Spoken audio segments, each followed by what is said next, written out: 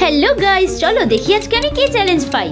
Makeup using red grapes, লাল আঙুর দিয়ে makeup করতে হবে। বলতে বলতে লাল আঙুর হাজির। দেখো এর মধ্যে একটা আঙুর নিয়ে নিলাম, তার মধ্যে ফাউন্ডেশন লাগিয়ে ট্যাপ ট্যাপ ট্যাপ প্রথমে পুরো মুখে লাগিয়ে নিয়ে এটা যখন ব্লেন্ড করছি আমি তো জাস্ট অবাক যে এই আঙুরটা দিয়ে এত সুন্দর করে মেকআপ হয়ে যাচ্ছে। এটা না পুরো স্পঞ্জি বিউটি ব্লেন্ডারের মতন না, সুন্দর করে ব্লেন্ডও হয়ে গেল।